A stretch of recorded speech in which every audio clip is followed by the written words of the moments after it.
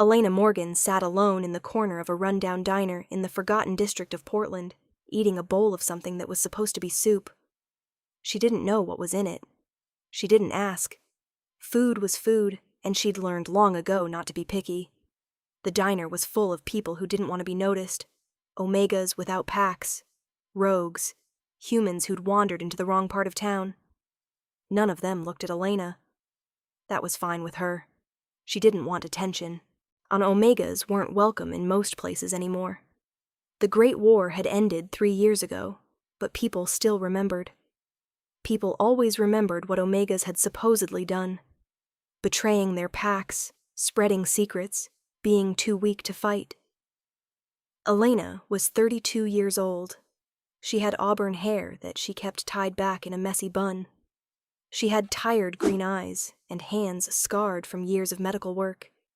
She'd been a field medic during the war, attached to the resistance forces fighting against the corrupt Alpha Council. She'd saved many lives. She'd also watched too many people die. The war had taken everything from her: her pack, her family, her belief that the world made any sense at all. When it ended, Elena didn't know what to do. She couldn't go back to her birth pack. They'd disowned her for being defective, an Omega who refused to submit, who thought she deserved respect. So she bought a beat-up van and filled it with medical supplies and started driving from city to city, offering her services to anyone who needed them. Street clinics, homeless shelters, places where nobody asked questions. She liked the quiet. She liked being alone. She liked not having to explain herself to anyone.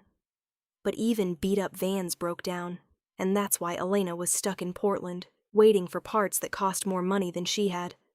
She'd been here for 2 weeks, doing odd medical jobs to save up enough to fix her engine.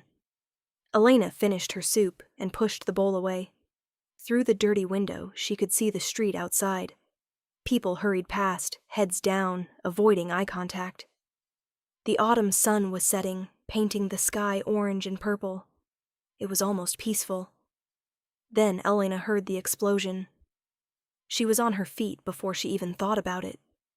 Her body moved on instinct, the same instinct that had kept her alive through years of war. So she ran out of the diner and into the street. People were screaming. A black SUV had crashed through a storefront, flipping twice before slamming into a concrete barrier. Glass and metal were everywhere. Smoke poured from the engine. Most people were running away. Elena ran toward it. She didn't think about why. She didn't think about the danger. She just ran. The heat hit her like a wall.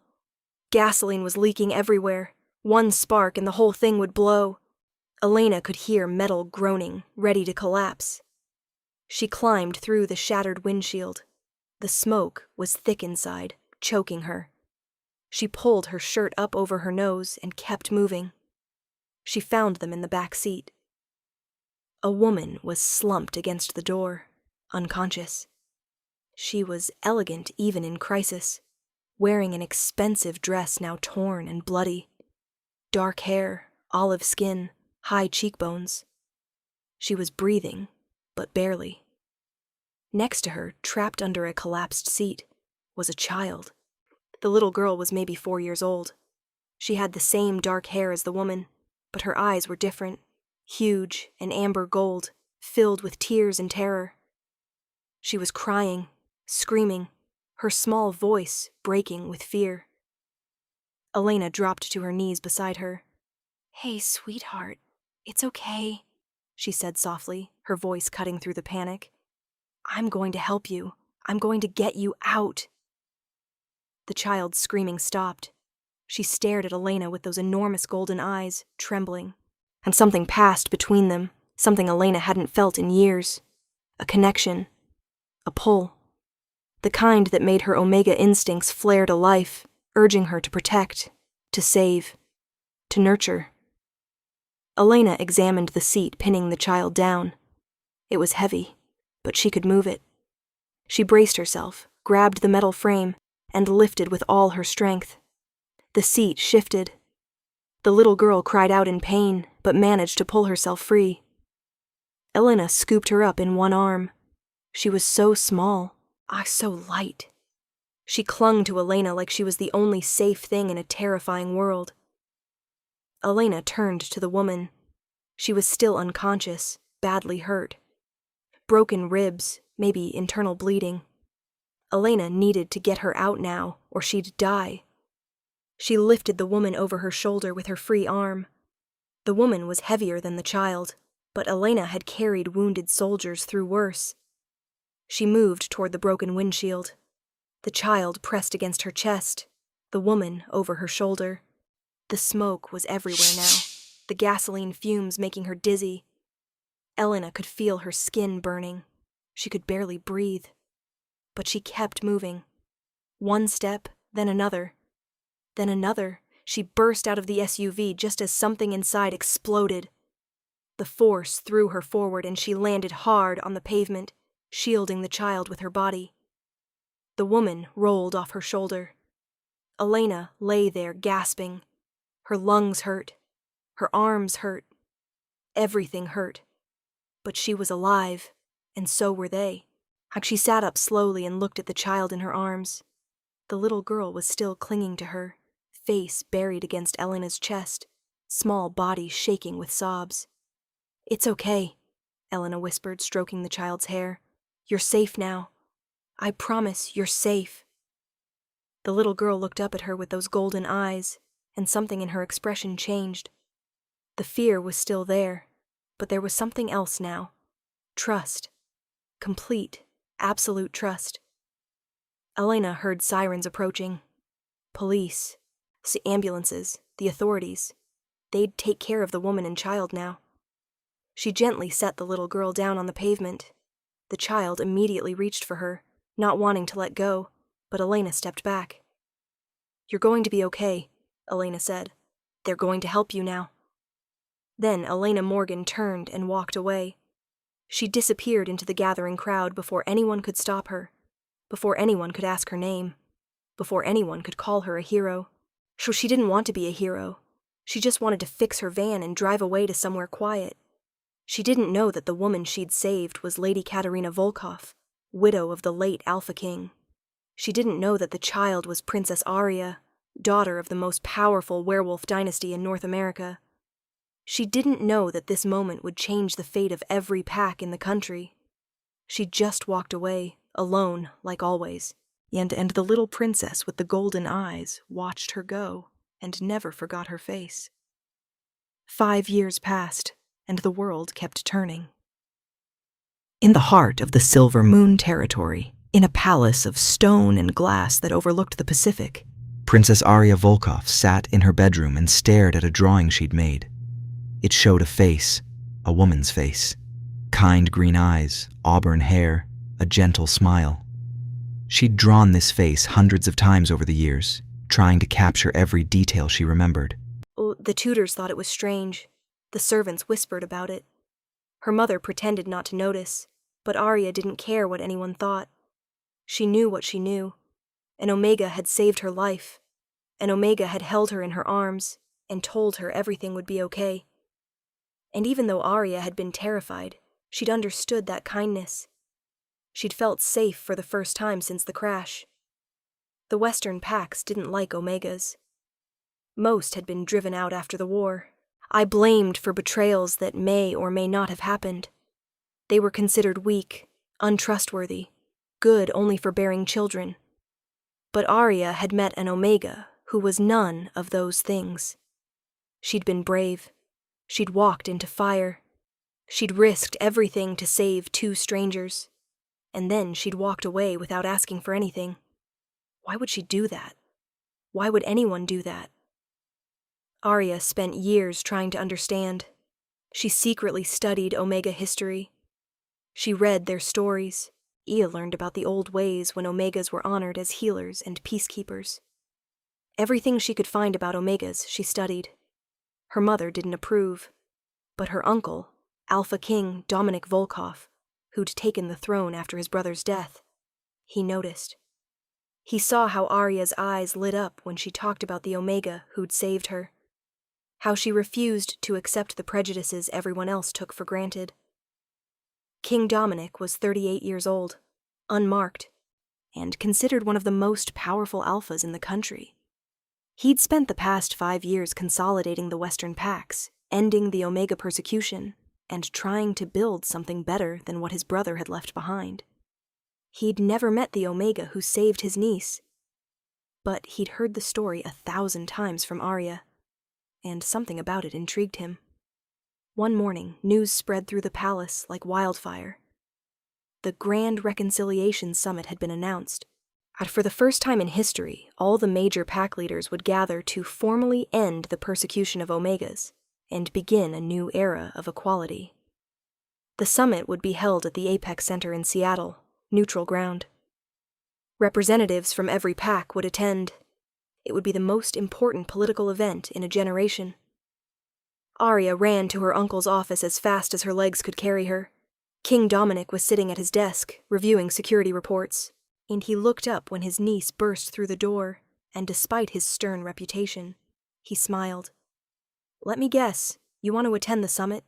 Please, Uncle Dom, I need to go." He raised an eyebrow. "Need?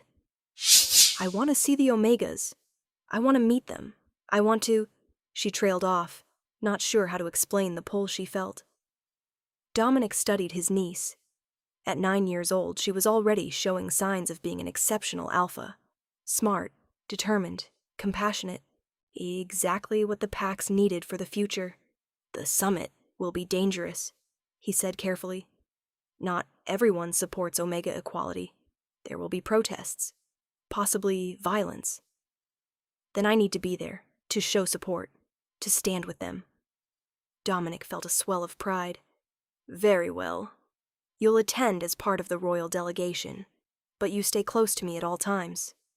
Understood?" Arya's face lit up. "Yes, thank you." After she left, Dominic sat back in his chair and thought about the Omega who'd saved his niece, the one who'd walked into fire, asked for nothing, and disappeared. He'd ordered his people to find her, of course.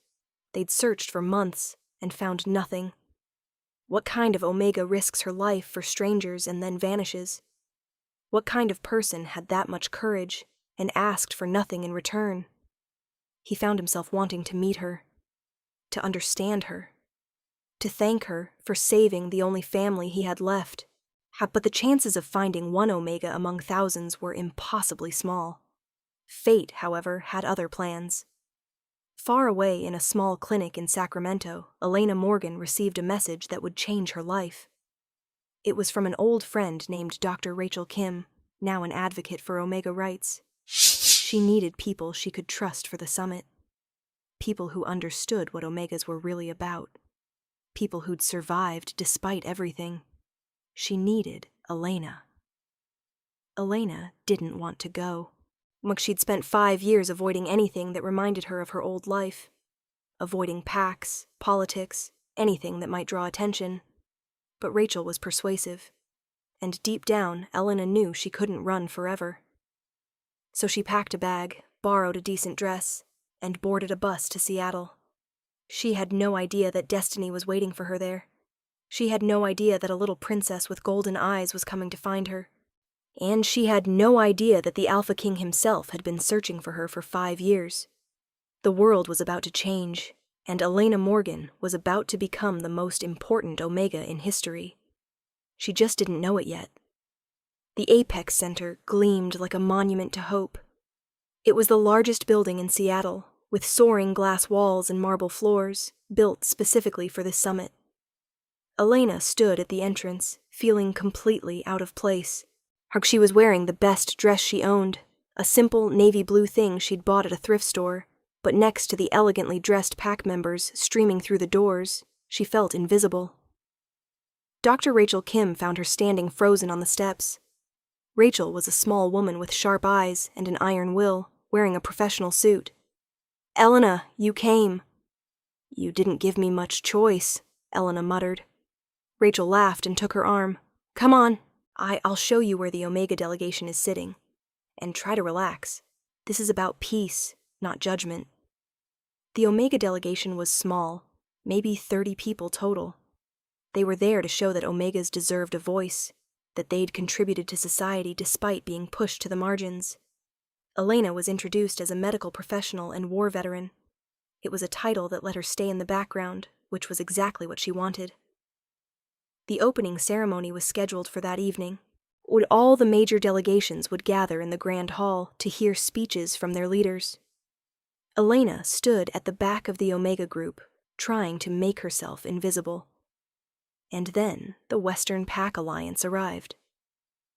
They entered like the royalty they were. The most powerful pack alliance in North America, controlling territory from California to British Columbia. At the front of the procession walked a man who commanded every eye in the room, Alpha King Dominic Volkov. He was tall, well over 6 feet, with broad shoulders and a presence that made the air itself seem to bend around him. He had dark hair with silver at the temples, a strong jaw, and eyes that were the color of steel. He wore a black suit that probably cost more than Elena made in a year, and he moved with the confidence of someone who'd never been told no. Elena's breath caught. She'd heard stories about the new Alpha King during her travels, how he'd united the fractured Western packs, or how he was ruthless to his enemies, but fair to his people. How he'd been the driving force behind the Omega Equality movement. To see him in person was like seeing a force of nature. Beside him walked a woman in white, Lady Katerina, the king's sister-in-law and advisor, and beside her, holding the king's hand, was a small figure, Princess Arya. The little girl was 9 years old now, wearing a formal dress that matched her uncle's colors. She had the same dark hair as the king, but her eyes were different, huge and golden, filled with intelligence beyond her years. Something about her made Elena's heart skip a beat. Those eyes felt familiar, but Elena pushed the thought away. The ceremony began. Lights dimmed. Music played softly.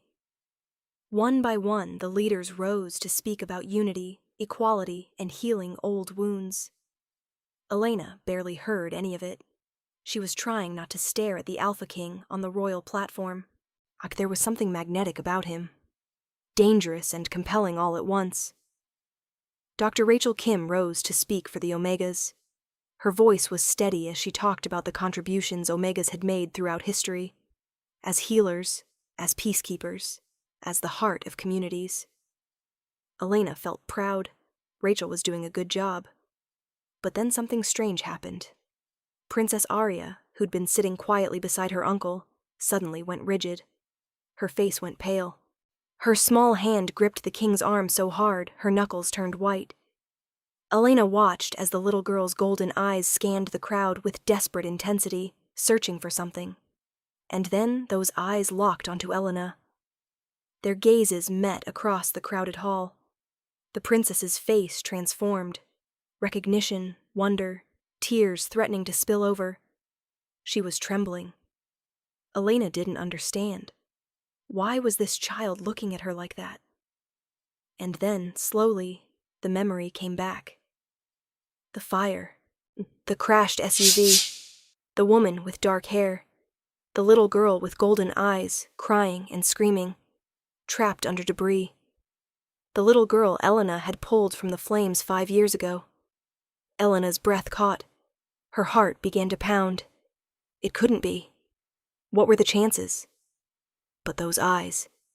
She would never forget those eyes. Princess Arya leaned toward her uncle and whispered something urgent. King Dominic's head turned sharply. He looked down at his niece, then followed her gaze directly to Elena. His steel-gray eyes locked onto hers, and Elena felt the impact like a physical blow. For a moment, the Alpha King's carefully controlled expression shattered. Shock. Recognition. Something that looked almost like relief.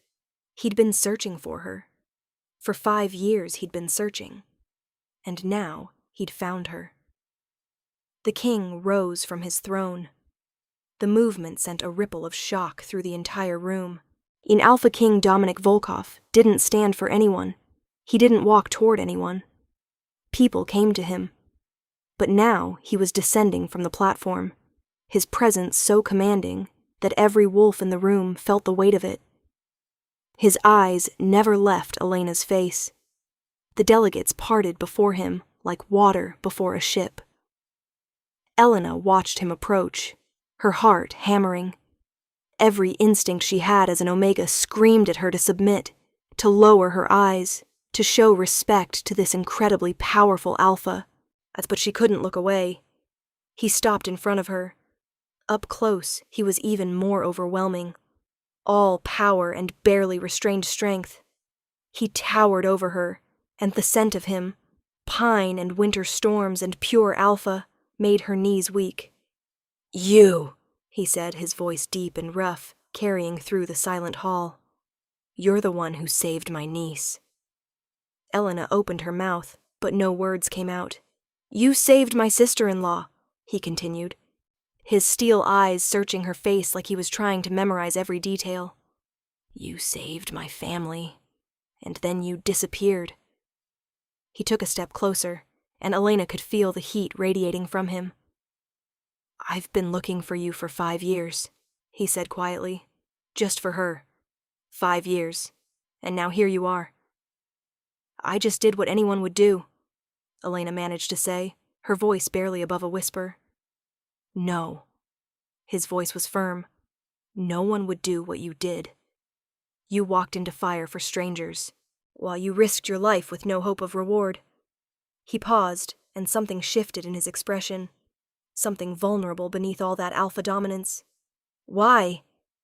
The whole room was listening. Hundreds of wolves, all waiting to hear her answer. "Because she needed help," Elena said simply, looking up at him. "Your niece was trapped and terrified. Lady Katerina was dying. I could do something about it. So I did." King Dominic stared at her, and Elena saw something flicker in his eyes. Admiration, and wonder, something that looked dangerously like desire. "That's all?" he asked softly. "That's all," Elena said. "It doesn't matter who someone is or what rank they hold. If they need help, you help them." Before the king could respond, Princess Arya broke free from Lady Katerina. She ran across the open space, her small feet making no sound on the marble floor. She crashed into Elena's legs and wrapped her arms around her, burying her face against Elena's dress. "It's you," Arya sobbed. "It's really you. I've been looking for you forever. I knew I'd find you. I knew it." Elena looked down at the little girl holding on to her, then up at the Alpha King, watching them with an expression so intense it stole her breath. Slowly, gently, Elena knelt down and hugged Arya back. "I remember you too, sweetheart," she said softly. "I'm so glad you're okay." King Dominic knelt beside them. This close, Elena could see the silver threading through his dark hair, the faint scars on his hands, the way his eyes softened when he looked at his niece. "Thank you," he said quietly, his voice rough with emotion. "You saved the only family I have left. There's no way I can ever repay that." Their eyes met, and Elena felt something shift between them. Something electric and undeniable. The pull of an alpha and an omega who'd found each other across impossible odds. "You don't need to repay me," Elena whispered. "Yes," Dominic said, his voice dropping to something that made her shiver. "I do." He stood and addressed the entire hall, his voice carrying with absolute authority. "This woman saved my family when she had every reason to walk away. Omegas have been persecuted, marginalized, told they're worthless, but she risked her life anyway." He looked out at the assembled wolves. "If this is what Omegas are capable of, then we've been fools to suppress them. Starting today, things change." He extended his hand to Elena.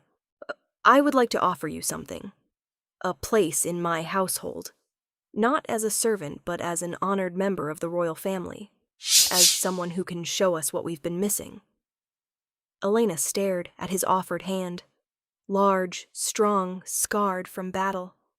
This wasn't supposed to happen. She was just a field medic with a broken van. Just someone who'd done one good thing and tried to forget about it. But looking at the king, at Arya still holding her other hand, at all the faces watching with hope. Elena realized something. Maybe she couldn't run forever. Maybe this was exactly where she was supposed to be. She took his hand. The moment their skin touched, she felt it. The bond. The recognition that happens once in a lifetime when an alpha and an omega are perfectly matched. From the look in Dominic's eyes, he felt it too. "I accept," Elena said. The room erupted. Delegates cheered. The Omega delegation cried tears of joy. And Princess Arya smiled up at them both and whispered, "I knew you'd come. I knew you'd find each other." 6 months later. The summit had been a success beyond anyone's dreams. Laws were changed. Omegas were granted equal rights across every major pact territory. But Elena barely remembered any of that. What she remembered was the way King Dominic had looked at her that first night, like she was the answer to a question he'd been asking for years. The way he'd courted her properly, with old-fashioned formality and modern respect. Walks in the palace gardens. Conversations that lasted until dawn. Moments when his hand would brush hers, and the bond between them would flare bright. He was nothing like the rumors. He was fierce, yes, powerful beyond measure. But he was also gentle with Arya, patient with Elena's fears, and completely devoted in a way that took her breath away. "You're thinking too hard," Dominic's voice rumbled from where he stood at the window of his private study, or Elena looked up from the book she'd been pretending to read. "I'm thinking about how my life changed in one moment. Mine too." He crossed to her, moving with that predator's grace that still made her heart race. "The moment I saw you in that hall, I knew." "Knew what?" "That you were mine." He pulled her to her feet, his hands gentle on her waist. "That I'd been searching for you my whole life, without knowing it." Elena looked up at him. This powerful Alpha King who'd changed laws for her, who'd defended her to his entire kingdom, who looked at her like she was precious. "I'm just an Omega," she whispered. "You're not just anything." His thumb traced her cheek. "You're the woman who walked into fire to save my family. The woman who showed me what true strength looks like. The woman I'm in love with." Elena's breath caught. "Dominic, I know it's fast. I know we should wait." His forehead rested against hers. "But I've waited 5 years to find you. I don't want to wait anymore." "Neither do I," Elena said, and kissed him. He kissed her back like she was air, and he'd been drowning. His hands tangled in her hair, tilting her head back as he deepened the kiss. The bond between them blazed so bright it was almost painful. When they finally broke apart, both breathing hard, Elena smiled. "So what happens now?" "Now," Dominic said, his eyes dark with promise, "I make you my queen, my mate, my everything." And he did. The bonding ceremony was held under the full moon, with Arya standing proudly beside them and the entire Western Pack Alliance as witnesses. Elena wore white silk that made her skin glow. Dominic wore formal leathers marked with his family crest. When they spoke their vows, promising partnership, devotion, love, the bond snapped fully into place. Not a chain. A bridge. Connecting them while leaving room for each to be whole. "I choose you," Dominic whispered against her lips. "Every day for the rest of our lives." "I choose you back," Elena said. "My king, my alpha, my home." And Princess Arya grew up to be one of the greatest leaders in Pack history, ruling with compassion and strength in equal measure. When people asked where she learned that, she always told the same story. About a fire, about an Omega who walked into flames, about an Alpha King who recognized true worth when he saw it, about the simple truth that Elena had taught them all, that being strong means helping others, even when it's hard, even when it's dangerous, even when nobody will know. That's just what you do, and that, more than all the power and politics in the world, is what makes someone worth following. The end. Where are you listening from? Drop a comment with your city. And if this story touched your heart, please subscribe. It helps more people find these tales of love and courage.